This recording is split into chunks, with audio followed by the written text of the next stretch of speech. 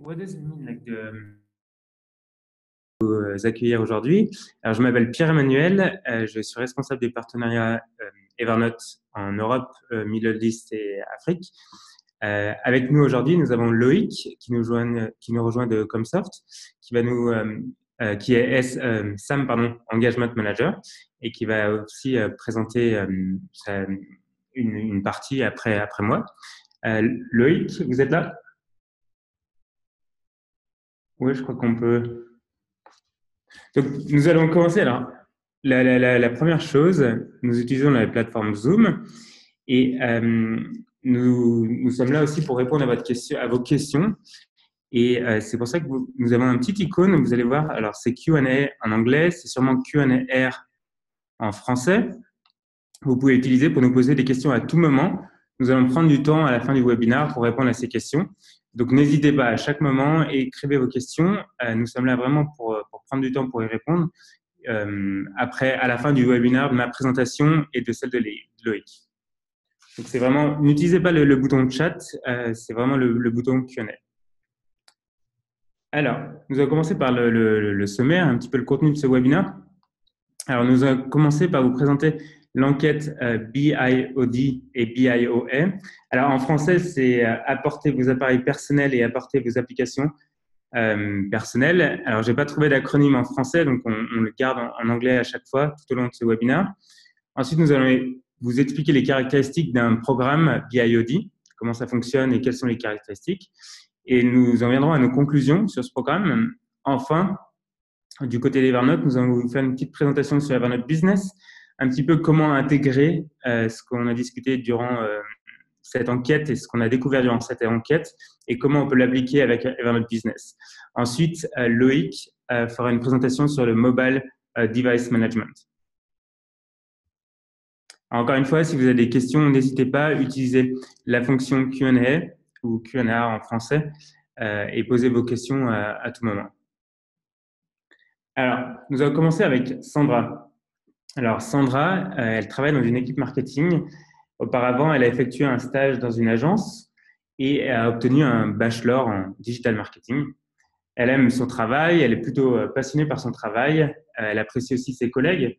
Il l'aide beaucoup dans le cadre de ses projets. Elle gère ses projets efficacement et est plutôt réputée pour être ponctuelle et organisée. Et la raison de son organisation et de sa ponctualité, c'est qu'il utilise son smartphone de manière intensive pour gérer son organisation personnelle et sa productivité. Alors, sa productivité et son organisation personnelle, mais aussi dans son cadre professionnel. Alors, elle organise son travail et sa famille en utilisant Google Calendar ou Google Agenda en français. Donc, elle a un calendrier personnel et un calendrier professionnel. Elle sauvegarde ses présentations dans le cloud pour qu'elle puisse y accéder à tout moment, en fait, parce qu'elle a peut-être besoin d'accéder à des présentations le soir ou quand aussi elle fait du home office. Et donc, elle pourra les modifier à tout moment. Et donc, elle n'est plus liée au travail pendant les horaires de travail, mais aussi si elle a un moment où peut-être elle finit plus tôt et elle veut rentrer parce qu'elle préfère être chez elle, à ce moment-là, elle peut travailler sur ses documents. Elle conserve ses tâches, recherches, notes importantes et pages web dont elle a besoin dans une application, par exemple, comme Evernote. Alors, il faut savoir que la vie courante de nombreux employés ressemble souvent à celle de Sandra. Le smartphone est toujours à portée de main et les gens ont tendance à considérer que les smartphones, les gens utilisent pour jouer, ce qui est souvent faux. Et en fait, les gens travaillent avec leur smartphone ou l'utilisent en tout cas pour être plus productifs. Et une partie des employés appartient maintenant à la génération qu'on appelle la génération smartphone et ils utilisent leurs propres applications pour améliorer leur productivité. Donc, ils utilisent des applications qui leur permettent d'être plus productifs et ils aiment l'expérience utilisateur souvent de ces applications. Alors, le challenge ici, c'est que dans beaucoup d'entreprises, l'utilisation des téléphones, des smartphones et applications personnelles est tout simplement interdite et toutes les entreprises ne fournissent pas à leurs employés des smartphones ou encore des tablettes. D'après une étude récente de l'enquête de l'Institut Gartner, qui est un institut de conseil de recherche dans le domaine des techniques avancées, Seulement, il précise en fait que seulement un quart, donc 25% des employés, reçoivent un smartphone ou une tablette de la part de leur entreprise, en fait, ce qui est assez peu. Et en fait, on se rend compte dans cette étude que beaucoup d'employés considèrent cela comme une contrainte et un challenge de développement personnel. Environ 35% de ces personnes, donc environ un tiers de cette personne, admettent qu'ils utilisent régulièrement le réseau d'entreprise avec leur smartphone personnel et leurs applications privées. Et il est même possible que ce nombre de 35% soit supérieur parce qu'on a beaucoup de cas qui sont non signalés. Et quand c'est non signalé, cela devient un petit peu obscur et c'est pas souvent très bien. Donc la partie obscure commence, ce qu'on appelle le shadow IT. Et le shadow IT, alors la traduction du shadow IT en français, alors j'ai trouvé rogue IT, donc je suis pas sûr que ça parle beaucoup. Alors on va garder shadow IT. C'est vraiment la partie obscure. Faut garder ça en tête.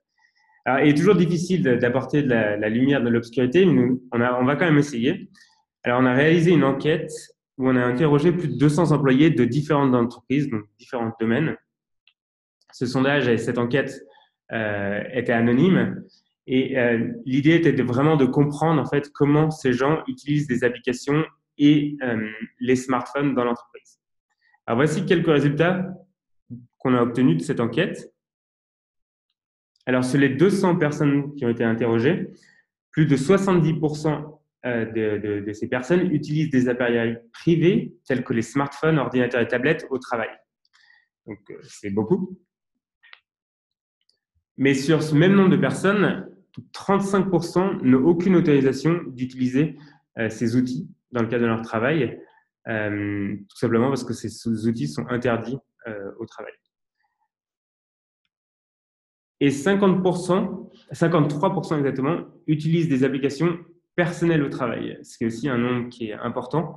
Et il faut savoir que de cette enquête, on a aussi, et c'est un résultat qui est assez surprenant, on a plus de 10% des participants qui ont pris le temps d'ajouter un commentaire public, donc qu'on a pu voir, précisant que les applications autorisées ne les aidaient pas pour effectuer leur travail. Donc, ils les trouvent inutiles. Et pendant ce temps-là, en fait, on se rend compte que certaines entreprises autorisent leurs employés à utiliser des appareils et applications personnelles dans leur cadre professionnel. Et c'est là où je pense qu'il y a des choses à changer et il y a une lueur d'espoir, on va dire. Donc, il y a un petit peu de lumière. D'après le rapport sur la sécurité mobile publié en 2016 par l'Institut Crowd Research Partners, 72% des entreprises américaines interrogées ont en place un programme de BIOD, donc ce qui est assez important. En revanche, on se rend compte d'une autre étude qui est l'étude Branchenverbandsbitkom, une étude allemande, pardon pour la prononciation, qui précise qu'en Allemagne, seulement 26% en fait, des entreprises ont un programme BIOD dans leur entreprise, ce qui est très peu donc, par rapport aux États-Unis. On peut, en voyant les chiffres allemands, considérer que les chiffres suisses sont plus ou moins dans le même ordre de grandeur. Donc, on doit être entre 20 et 30%. Voilà, pour des entreprises qui ont un programme BIOD officiel dans leur entreprise. Donc, essayons maintenant de regarder un petit peu de plus près ce que contient un programme officiel BIOD. Alors, utiliser des appareils et applications personnelles dans une entreprise, dans la perspective IT, est plutôt dangereuse.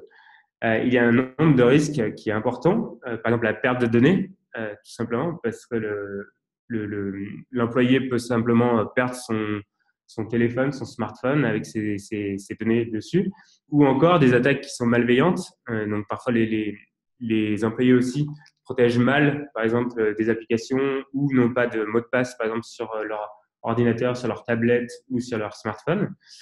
En revanche, utiliser la gestion de la mobilité d'entreprise peut significativement réduire ces risques. Sans cela, aucune entreprise, sans ce programme, ne doit utiliser d'appareil mobile. Un tel programme BIOD doit inclure les fonctionnalités suivantes. Alors, on a 3 fonctionnalités principales.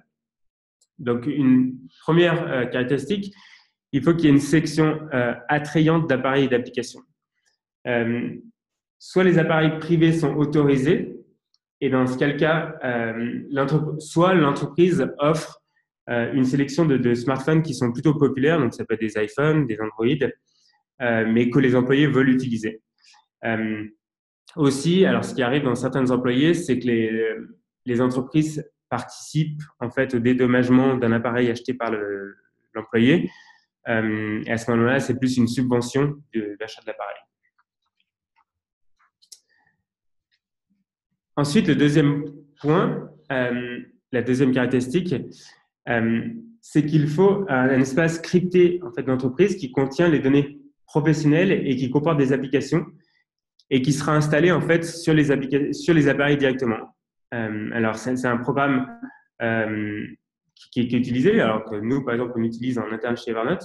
Il peut s'agir, par exemple, d'applications qui permettent d'accéder aux emails d'entreprise ou encore pour ouvrir des fichiers Excel et des présentations ou encore d'autres outils. En fait, ce gestionnaire va vraiment contenir les applications qui sont essentielles. Et cet espace, en fait, est vraiment séparé du précédent de la zone personnelle. En fait, ça, c'est vraiment la zone professionnelle et il n'y a aucun moyen de transférer les données professionnelles sur l'espace personnel. Et en fait, comme ça, on a vraiment une séparation des données professionnelles en fait, de l'employé qui appartiennent dans ce cas-là à l'entreprise et des données personnelles. Et enfin, il faut un entreprise, donc App Store, qui contient des outils utiles et notamment des applications qui sont populaires. Les souhaits et les besoins des employés doivent être pris en considération autant que possible. En fait, parce que plus le choix est faible, plus grand le risque demeure que les employés utilisent secrètement d'autres applications. Donc, au final, ça devient contre-productif d'avoir un faible App Store et il faut plus autoriser d'autres applications, en fait, avoir une plus grande quantité d'applications qui sont utiles pour les employés pour éviter ce problème. En particulier, quand les employés sont en déplacement, travailler avec des applications mobiles est souvent plus facile à utiliser que d'utiliser des applications qui sont traditionnelles. Dans le cadre des startups, on se rend compte qu'il est commun pour les employés d'utiliser leur propre smartphone dans le cadre de leur travail. Et Slack, alors je ne sais pas si vous connaissez, mais Slack, c'est une entreprise qui a grossi, une plateforme qui a grossi très rapidement ces dernières années. Et c'est un exemple parfait, en fait, parce qu'il a conquéri des millions d'utilisateurs très rapidement, et alors qu'il n'était pas autorisé dans les entreprises, souvent. Et petit à petit, en fait, les entreprises ont commencé à l'autoriser et à mettre en place des règles pour utiliser Slack dans les entreprises. Alors, notre conclusion après cette étude, alors, en résumé, les employés, l'IT et l'équipe dirigeante doivent être plus proches et travailler ensemble. Ça, c'est vraiment la conclusion principale pour permettre à tout le monde en fait, de bénéficier de ces nouvelles technologies et aussi d'être plus productif, mieux organisé et donc que le business soit plus efficace. La mission d'administrateur système a évolué. On passe de l'unification des systèmes et des applications vers une diversité des appareils pour permettre que tout fonctionne parfaitement et voilà, de meilleur, en fait, que ce soit plus performant. L'équipe dirigeante et donc la direction doit intégrer le digital dans son propre domaine de responsabilité au sein de l'entreprise. C'est quelque chose d'important. Et enfin, les employés doivent être consultés pour définir les outils et les applications dont ils ont besoin. Et aussi, alors c'est très important parce qu'il ne suffit pas d'avoir ces outils, mais il faut aussi savoir comment les utiliser et comment savoir les utiliser en équipe. Et donc là, il faut mettre des règles en fait en place. Alors nous, en interne, par exemple, chez Evernote, on a ce qui s'appelle un Code of Conduct qu'on utilise et qui définit vraiment des utilisations de ces applications. Donc, par exemple, le temps de réponse sur un type d'application, ça peut être sur Slack ou des choses comme ça. Et en fait, ça permet vraiment de définir des règles d'utilisation qui sont partagées et de ne plus créer de stress inutile ou d'incertitude pour les employés. Alors, voici pour la partie de l'étude sur BIOD, BIOA. Donc, apportez vos propres applications ou encore vos propres périphériques. Alors, nous allons vous envoyer juste après, ça c'était vraiment une petite partie de l'étude. En revanche, nous allons vous envoyer juste après ce webinaire un livre blanc qui précise vraiment cette étude avec plus de chiffres, de données chiffrées, et qui explique un petit peu comment on a réalisé en détail cette étude. Donc, vous recevrez tout ça par email après ce webinaire. Et encore une fois, si vous avez des questions, n'hésitez surtout pas. La section Q&R qui est en bas de l'écran, vous pouvez cliquer et poser vos questions à tout moment. Nous allons y répondre juste à la fin du webinaire. Alors là, on vient de parler de cette étude. Maintenant, on va parler un petit peu plus de voir comment on peut intégrer cela avec Evernote Business, donc la solution d'Evernote pour les petites et moyennes entreprises. En fait, on va partir du principe, et quelque chose qu'on voit actuellement, et je suis sûr que vous voyez dans les entreprises, c'est que la manière de travailler et la manière de travailler actuelle des gens évolue et elle change tous les jours.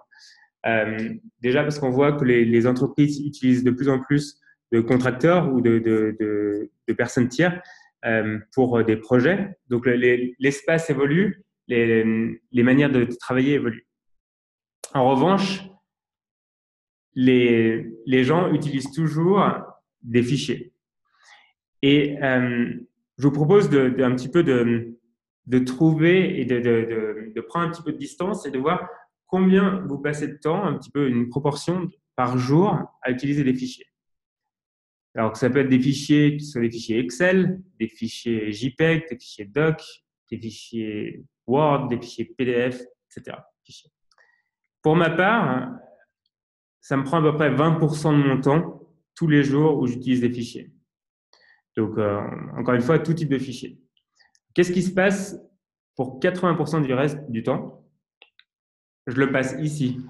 Donc, que ce soit téléphone, que ce soit Instagram, email, encore une fois dans des meetings ou plein d'autres choses, mais qui ne sont pas vraiment du travail, c'est des choses, des activités. Et en fait, les gens considèrent cela comme du travail. Et donc, on a cet espace qui est vraiment distinct entre ces fichiers et ces 80% du temps qui est souvent dépensé dans de la communication, plus vraiment que du travail en profondeur. Et en fait, cela crée ce qu'on appelle la triple surcharge. Alors, il y a trois surcharges qu'on va préciser. Alors, on va commencer avec la surcharge de données. Alors, il y a une courbe qui s'appelle la courbe du doublement des connaissances. Et en fait, c'est une courbe qui a été créée pour mesurer un petit peu comment la connaissance évolue. Alors, par connaissance, on considère tout type d'information. Alors, ça peut être des vidéos YouTube ou encore des pages Wikipédia, quoi que ce soit, tout type d'information. Et actuellement, l'information, elle double chaque année. Donc, chaque année, vous doublez l'information qui est disponible dans le monde entier.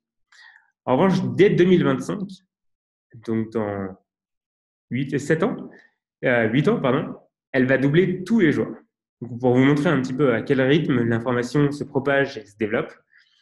Et l'impact, en fait, de cette information qui est de plus en plus abondante, c'est qu'on a de plus en plus accès à une information qui est de plus en plus grande, que le temps pour rechercher l'information devient de plus en plus grand aussi. Et en fait, on considère que chaque jour, et ça c'est des études qui ont été effectuées, on peut vous envoyer aussi les liens des études après, chaque jour, chaque employé passe 2 heures par jour, donc ce qui est très important de sa journée, pour rechercher de l'information. Et donc, on peut considérer que ce chiffre de 2 heures va augmenter avec ce doublement d'information qui devient de plus en plus rapide, en fait, donc de 2025, où cette information va doubler tous les jours. Donc là, on doit trouver quelque chose pour éviter que les gens recherchent et passent tant de temps à rechercher des informations. Le deuxième point, c'est la surcharge de communication. 80% du travail, donc c'est la slide précédente, ici à gauche, c'est de la communication. Donc, c'est des réunions, c'est des emails, c'est des appels, mais on communique toute la journée. En tout cas, 80% du temps. Et en fait, on est distrait aussi en permanence. Et en fait, cette communication, cette abondance de communication a pour conséquence où les employés ont moins de temps pour effectuer du travail en profondeur, en fait. Travailler ce qu'on appelle en anglais le deep work. Donc, c'est vraiment de travailler sur des sujets et ne pas être présent tout simplement à des emails, à des réunions ou encore une fois à répondre à des emails ou répondre à des appels. Enfin, le troisième point, c'est la surcharge cognitive. On considère que les employés sont distraits cas, ça peut être distrait par un autre employé ou encore une fois par une notification ou par un appel, toutes les 5 minutes. Donc, ce qui est énorme. Et on considère qu'il faut entre 10 et 15 minutes pour vraiment retrouver toute sa concentration. Donc, en fait, ce qui crée un petit peu une frustration au niveau des employés et un épuisement des employés parce qu'ils ont l'impression de ne pas avancer et d'être sans arrêt distraits et donc ne pas avoir le temps de travailler ce travail en profondeur et de vraiment se concentrer pour effectuer du vrai travail. Alors, maintenant, passons un petit peu à la manière de travailler de chaque personne sur un projet, comment ça se passe. Alors, il y a 3 étapes. Première étape sur n'importe quel projet, en principe, on collecte des informations. Alors, ça peut être des recherches, ça peut être des idées, ça peut être quoi que ce soit. On collecte des choses. Ensuite, on travaille sur ces informations. Donc là, on prend du temps pour vraiment, et on essaie d'en avoir le plus possible, pour vraiment développer ces idées, développer ces recherches, un petit peu sélectionner aussi tout ce qu'on a trouvé pour vraiment se concentrer sur des points précis. Et ensuite, une fois qu'on a vraiment travaillé sur ces idées ou sur ce projet, on collabore. Donc, on le partage avec d'autres personnes. Voilà. Et c'est quelque chose qu'on retrouve dans n'importe quel projet. C'est vraiment ces 3 étapes, collecter, travailler, collaborer. Mais dans une entreprise, on a un employé, donc il y a cette manière de travailler, et tous les employés ont la même manière de travailler, donc collecter, travailler et collaborer. En revanche, les employés, donc tous ces employés travaillent de cette manière. En revanche, ils ne sont pas forcément au même endroit et effectuent pas ces étapes au même moment. En fait, ce qui crée un petit peu cette diversité d'employés. En fait, ce qui se passe, c'est qu'il faut connecter les employés entre eux et connecter les connaissances entre elles pour que les gens puissent partager, alors que ce soit à tout moment. En fait, quand on collecte des informations, on pourrait les partager et en fait permettre d'avoir un centre de connaissances dans l'entreprise. Et au lieu d'avoir ces employés qui sont un petit peu en silo et qui sont isolés et où on partage les informations vraiment au dernier moment, d'avoir en permanence en fait accès à ces connaissances. Et pour contrôler ces informations et être sûr que ces informations restent dans l'entreprise aussi et qu'on puisse, par exemple, si un employé quitte l'entreprise, pouvoir conserver ces informations dans l'entreprise. On a aussi accès à une console d'administration, un Active Directory, je ne sais pas le terme en français, et enfin donc une gestion des appareils mobiles. Donc ça, c'est vraiment ces 3 éléments qui sont très importants.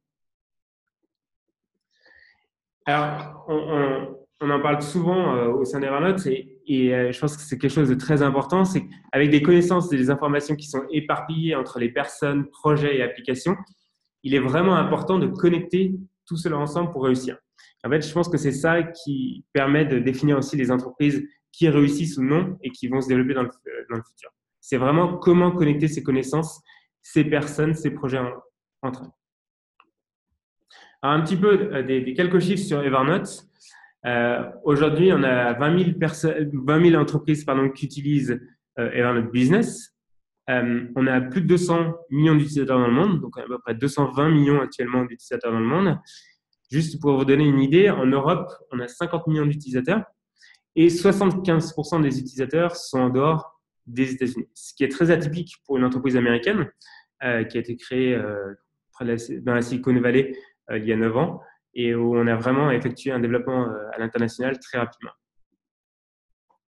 Juste pour vous donner quelques caractéristiques d'Evernote Business, alors un coût de 120 francs par année par utilisateur et comporte donc des fonctionnalités, par exemple une capacité de stockage de 10 gigaoctets par mois. Vous pouvez aussi accéder à vos carnets hors ligne et aussi donc, toute cette partie de console d'administration où vous pouvez aussi facturer, avoir une centralisation de vos factures et aussi un support qui est important.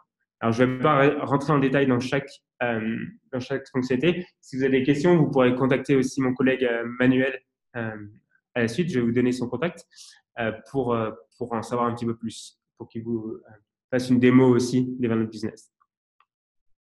Alors, on a organisé un petit concours pour conclure sur cette partie. Alors, il y a un tirage qui va être effectué parmi les participants qui ont acheté donc au moins le minimum, c'est d'acheter au moins 5 licences d'Evernote Business dans les 2 prochaines semaines. Et le vainqueur, il aura en fait 2 licences gratuites sur ces 5 licences. Donc, ça peut être plus de 5, mais il recevra 2 licences gratuites. Et enfin, vous pouvez essayer Evernote Business donc pendant 30 jours. Alors, on vient de lancer ce programme, donc c'est très récent. Avant, il n'était pas possible d'essayer Evernote Business. Donc, si vous avez des questions ou si vous souhaitez une démonstration individuelle, vous pouvez contacter donc c'est mon collègue Manuel. C'est très facile, c'est manuel@evernote.com. Vous aurez aussi son contact dans l'email qui va suivre à la suite de ce webinaire. Et vous recevrez aussi des ressources additionnelles telles que des informations aussi complémentaires et aussi le livre blanc par email.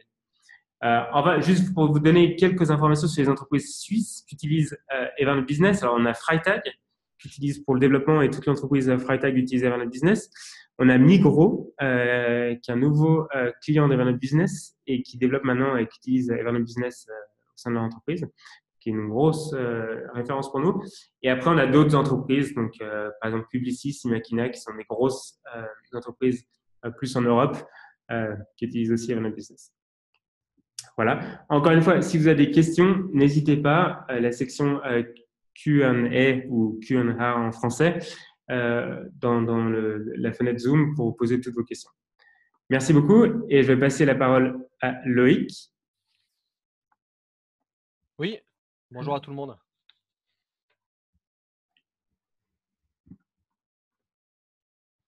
Voilà, donc parfait. Je reprends donc le relais sur la partie Mobile Device Management et les licences logicielles associées.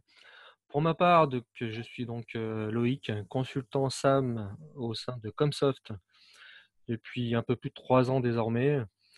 Pour ceux qui me connaissent ou ceux qui ne me connaissent peut-être pas encore, j'interviens sur 2 grands périmètres métiers. Le premier, la réalisation d'audits de conformité, que ce soit proactif à la demande de nos clients ou réactif suite à sollicitation de différents éditeurs. Et mon deuxième périmètre métier est aussi l'implémentation d'outils de contrôle conformité, notamment Snow Software, pour lequel je vais avoir une petite partie Mobile Device Management à la fin de ma présentation. Donc pour ma part, je vais rentrer dans certains détails de faits et tendances en lien avec le sujet. Je vais revenir aussi sur la partie complexité du cloud, les différents modèles qui ont évolué. On va refaire une revue rapide sur quelques chiffres clés, notamment en lien avec les usages mobiles. Et nous terminerons cette présentation avec ma partie avec tous les avantages liés à Snow que vous pourrez rapidement vous rendre compte.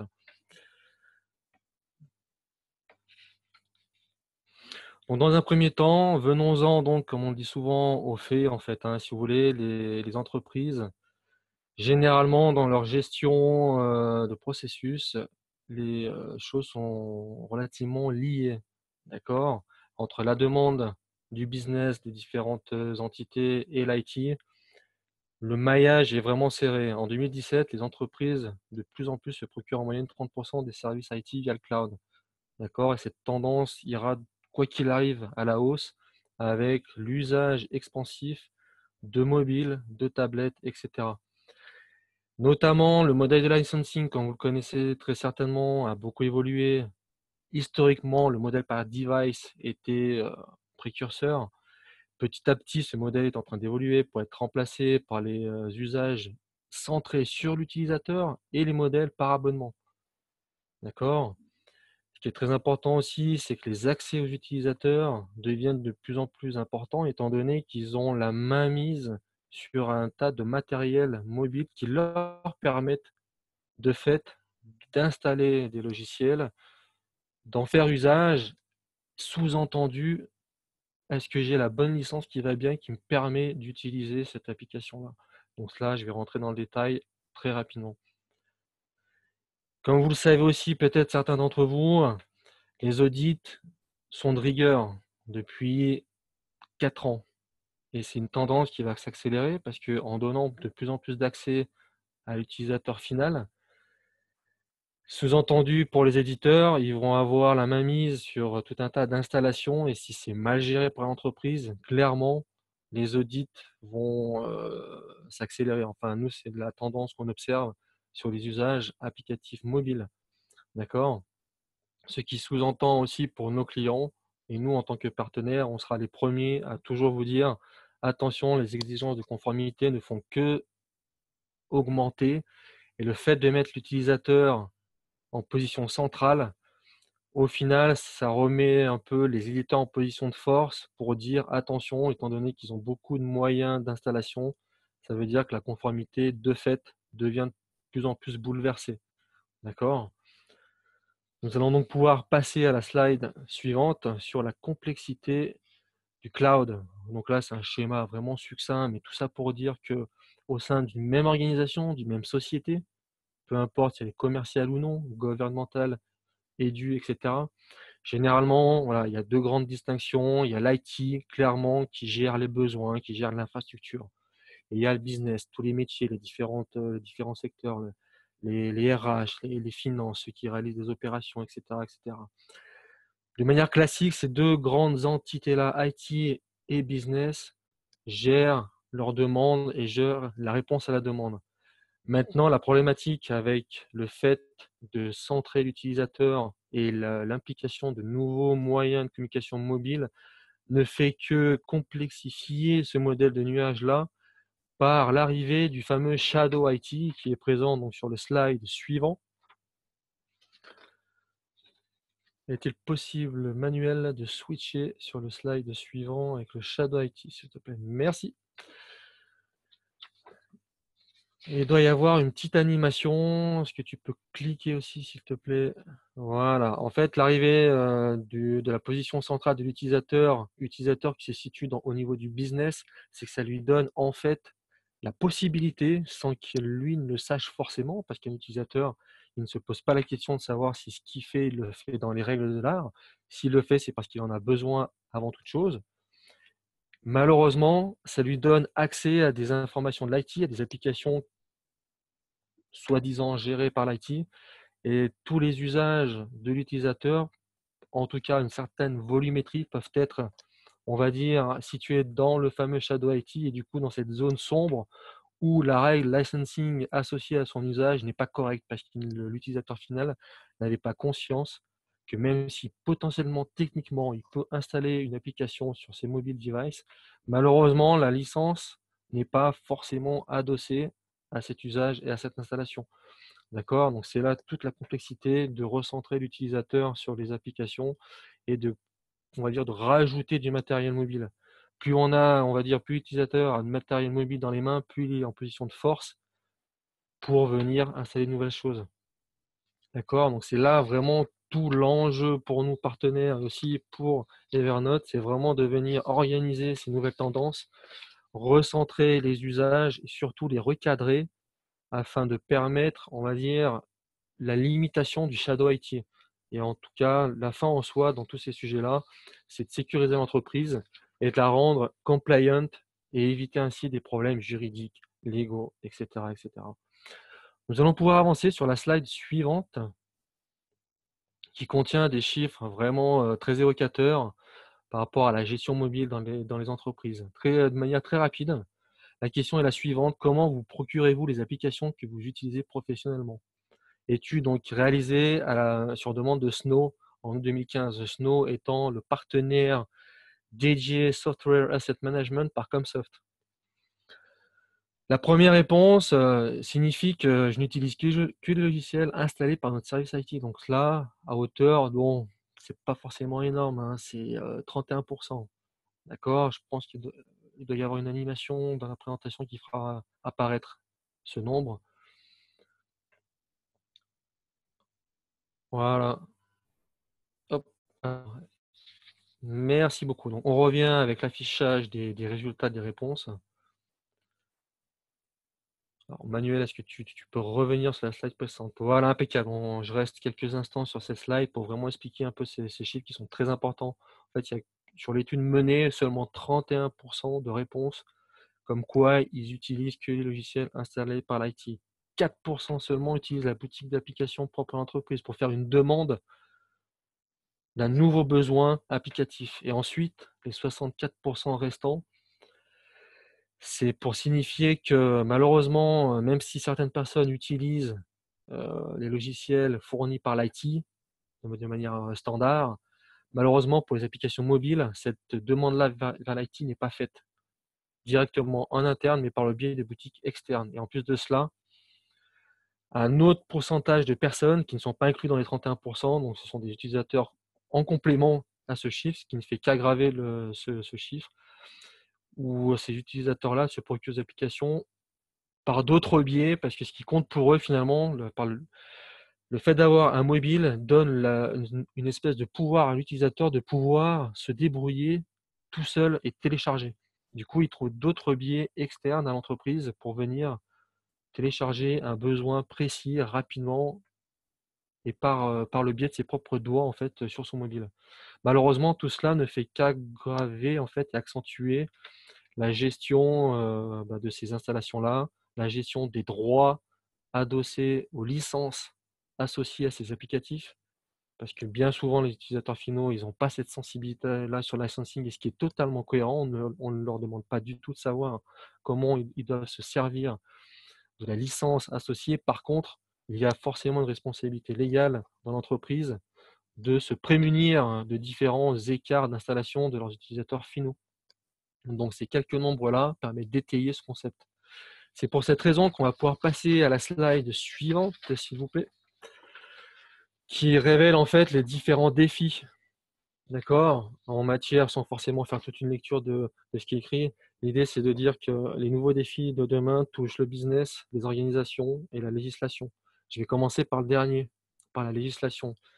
J'imagine que la majorité d'entre vous est au courant de la fameuse loi européenne GDPR qui est en train, qui a déjà été votée il y a plusieurs années déjà, mais qui doit être mise en application par les entreprises d'ici le 25 mai 2018. Donc, notamment sur le respect des droits des données, des utilisateurs, potentiellement des employés qui sont dans d'autres pays de l'Europe, mais qui travaillent pour une entité ou succursale suisse, etc., etc. C'est juste pour dire que la propagation d'éléments mobiles ne va faire qu'accroître la problématique GDPR, puisque les données sensibles utilisateurs se retrouvent de fait sur les appareils mobiles. Donc voilà, j'ai commencé par ce dernier point qui, pour moi, à ce jour, sera peut-être le plus dangereux en termes légaux pour les entreprises d'ici le 25 mai 2018, date d'application de la règle loi GDPR.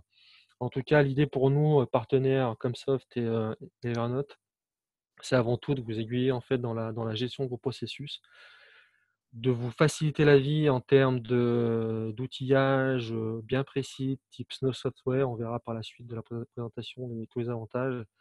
Parce que de toute façon, c'est extrêmement compliqué pour vous qui êtes des entreprises. Vous avez un cœur de métier qui est bien spécifique. Vous savez pourquoi vous travaillez, vous vous levez le matin. Par contre, toute cette gestion-là d'usage, de licensing, de gain de temps dans mon organisation, voilà, c'est pas forcément vous qui avez toute la matière grise, mais en tout cas, nous serons là pour vous aider à mettre les choses à plat. Donc, je propose maintenant qu'on avance la présentation avec l'autre partie. On va rentrer un peu plus dans le vif du sujet avec la partie les EMM, la fameuse gestion en mobilité, en plus du SAM pour le secteur mobile. Déjà, le SAM, quand je dis le SAM, c'est vraiment la gestion de la compliance entre vos acquisitions de licences versus les installations que vous en avez fait, que ce soit par modèle de device ou par modèle utilisateur.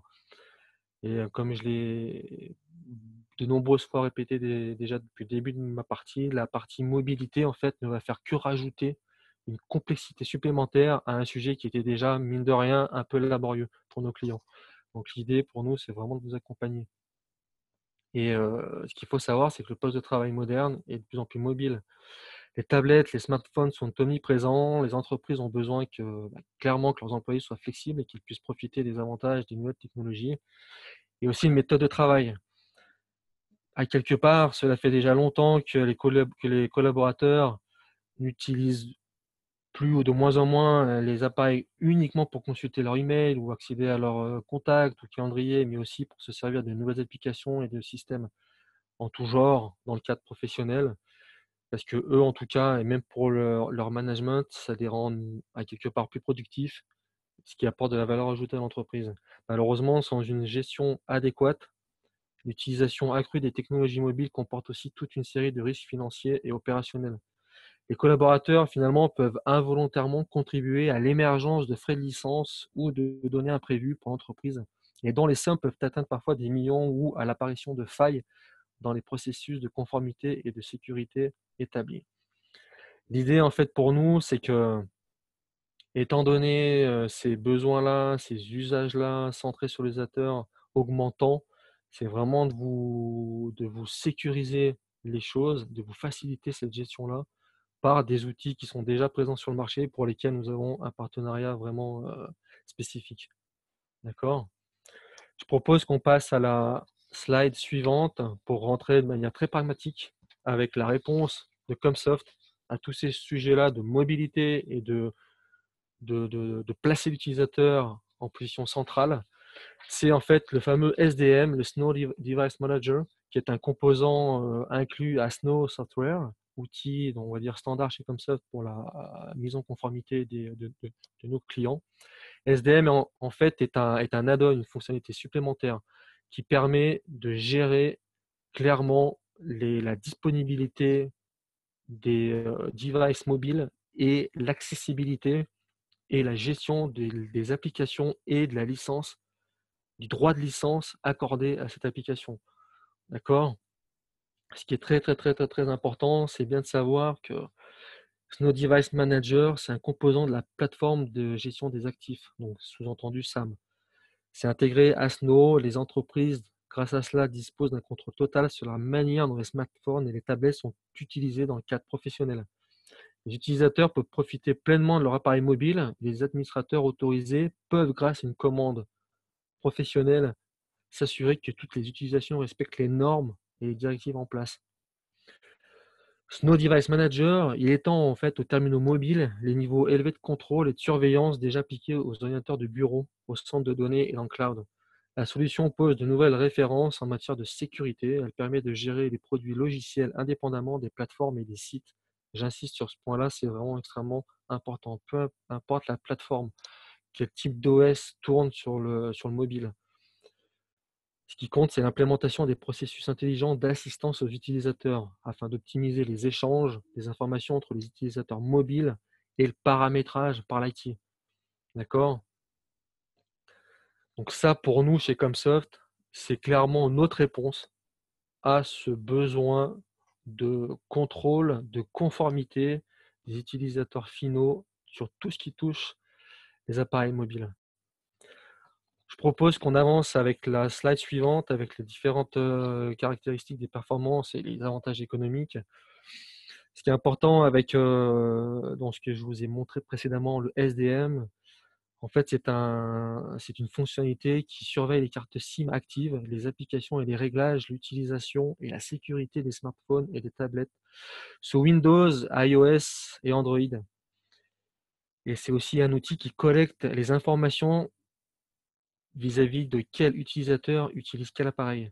D'accord? Les rapports déjà pré-intégrés à cette fonctionnalité-là indiquent notamment si l'utilisateur est bien synchronisé en termes d'email, les applications qui sont installées, celles qui seront utilisées, celles qui ne le sont pas aussi, et les cartes SIM activées et en cours d'utilisation.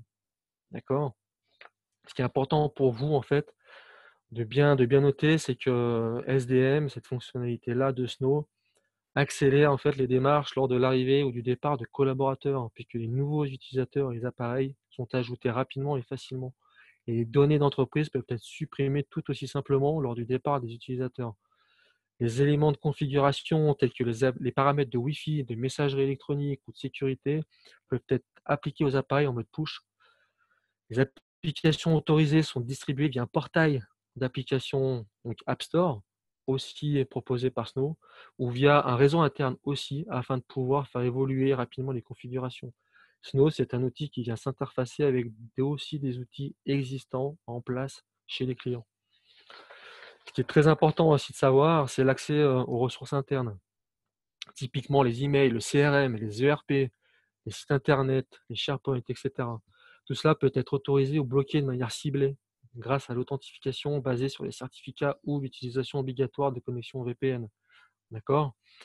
Dans un autre temps, il y a aussi le support pour certaines demandes de support. Lorsque, par exemple, les comptes de messagerie ne sont plus synchronisés ou que les réglages doivent être actualisés, Le service d'assistance peut rediriger les utilisateurs vers un portail en libre service basé sur un navigateur afin qu'ils puissent vérifier par eux-mêmes leur appareil, les réglages et résoudre leurs propres problèmes. C'est un point carrément positif. L'accès transparent à chaque appareil contribue à s'assurer un support opérationnel et décharge le service d'assistance, lui permettant ainsi de traiter un plus grand nombre de demandes par jour en recentrant et en responsabilisant l'utilisateur sur l'usage qu'il souhaite en faire et sur ses paramétrages. Cela permet aussi de recentrer l'activité du support sur vraiment des activités de blocage d'activité, d'incidents vraiment qui posent problème à la réalisation d'une tâche de travail ou d'un service. Ce qui est important aussi, c'est en termes de sécurité. La sécurité des appareils mobiles est garantie par la saisie obligatoire de codes d'accès et les données sensibles peuvent être chiffrées et isolées dans un espace sécurisé. Ce point-là est important dans le cadre aussi de l'application de la loi GDPR. Toute donnée doit être encryptée, chiffrée, etc. Les appareils tiers qui ne répondent pas à ces directives concernant la synchronisation d'emails, par exemple, peuvent être bloqués. SDM de Snow fait aussi office d'une espèce d'enveloppeur, de wrapper, en ajoutant aux applications une couche supplémentaire de fonctionnalités avancées de sécurité et assure la sauvegarde et la restauration des données, par exemple en cas de perte, de vol, etc.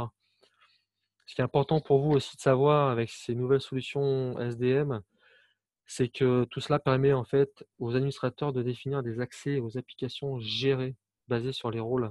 L'utilisateur a ainsi uniquement accès aux applications qu'il est habilité à télécharger en analysant différents profils utilisateurs. Grâce à la combinaison en fait de Snow Device Manager et de l'App Store de Snow, des workflows, des processus de travail peuvent être mis en place permettant aux utilisateurs d'effectuer des demandes d'autorisation d'application auprès d'un administrateur qui a été identifié au sein de l'entreprise. L'idée, c'est qu'un utilisateur final qui a un nouveau besoin, qui estime en tout cas légitimement avoir un nouveau besoin, avant de pouvoir profiter pleinement de l'usage, il va d'abord devoir signifier à un représentant, on va dire administrateur, de son besoin. Ensuite, c'est vraiment le représentant administrateur du besoin qui va venir contrôler que l'application demandée, elle est bien présente peut-être au catalogue.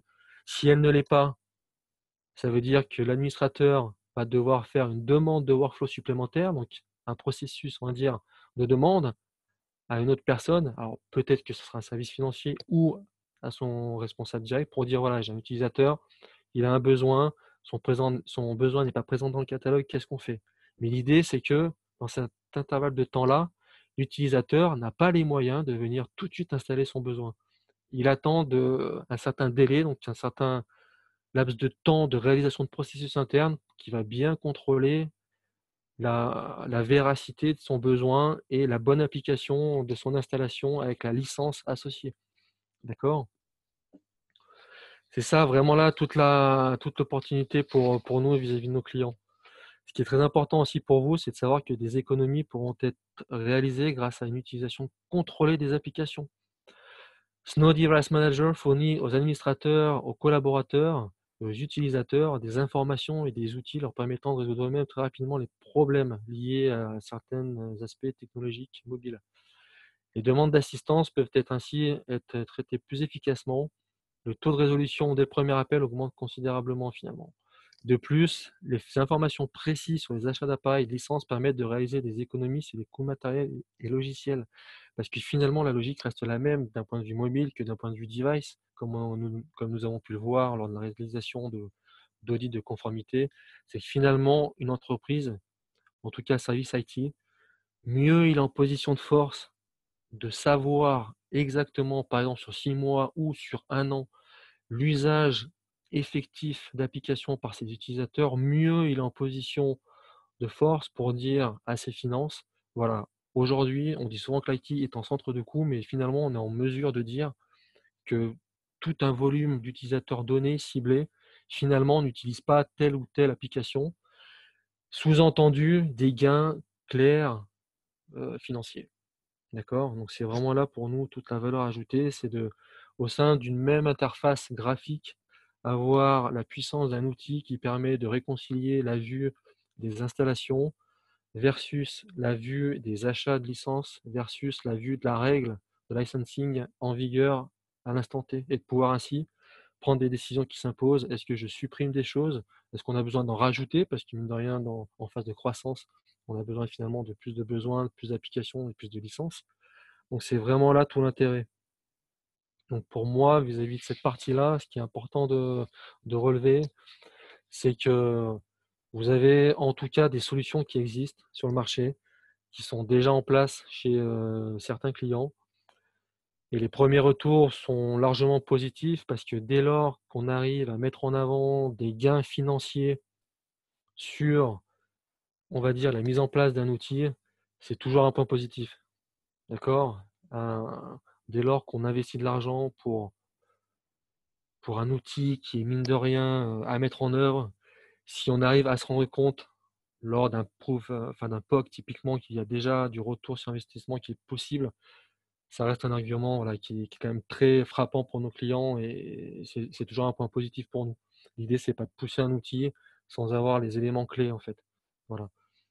Et pour conclure finalement sur ma partie, c'est clair que voilà, les éditeurs vont de plus en plus revenir à la charge vis-à-vis de vous, clients, par rapport à la gestion des mobiles et la gestion des droits accordés aux utilisateurs, parce que ne serait-ce que pour Windows, le modèle par utilisateur avec les Windows Enterprise est en train d'être poussé par Microsoft, même si on a plutôt tendance à prendre notre temps, un jour ou l'autre, le client va y arriver progressivement en fait. Et l'idée, c'est de dire, voilà, on a quand même des outils qui marchent très bien sur le marché, et c'est peut-être de faire mûrir une réflexion en parallèle sur, OK, les modèles évoluent, par contre, j'ai quand même la possibilité de venir challenger un petit peu ce que l'éditeur me demande de faire par l'utilisateur et de bien challenger en interne moi-même le niveau d'usage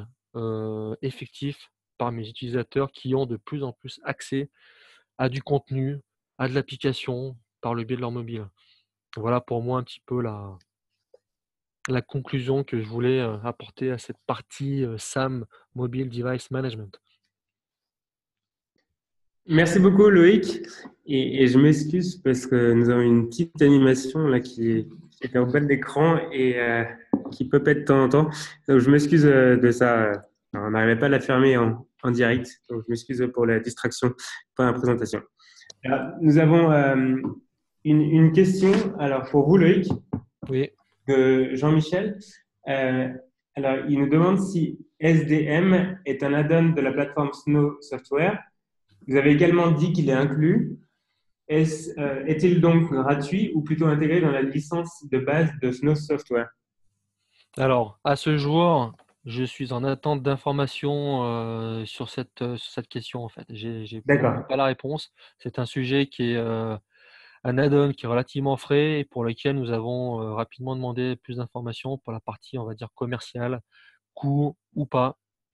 Typiquement, ce que je savais sur, enfin, je fais juste un parallèle, mais par rapport à l'add-on Office 365, qui à l'initial nous pensions que c'était quelque chose de facturé en plus, bah, finalement non, c'est une fonctionnalité qui a été proposée en plus, mais de base, dans le prix de la licence de base de Snow. J'attends donc ce même type de retour pour la partie SDM. Et je ne manquerai pas, M. Ruffy, de vous communiquer la suite à donner à cette question. D'accord, parfait. Eh ben, merci beaucoup. Voilà. Donc, Jean-Michel Ruffi vous remercie. Merci Oui, beaucoup. merci. Merci à tous. Et comme merci beaucoup Loïc aussi pour votre participation et votre super Avec présentation. plaisir, avec plaisir. Et donc, on enverra les informations comme on l'a mentionné avant. Et si vous avez d'autres questions, n'hésitez pas à contacter donc, soit Loïc, soit Manuel aussi pour Evernote Business pour avoir une démonstration. Merci beaucoup et bonne journée et bon après-midi à tous. Merci à vous tous pour votre venue. Merci beaucoup. Merci. Au revoir. Au revoir.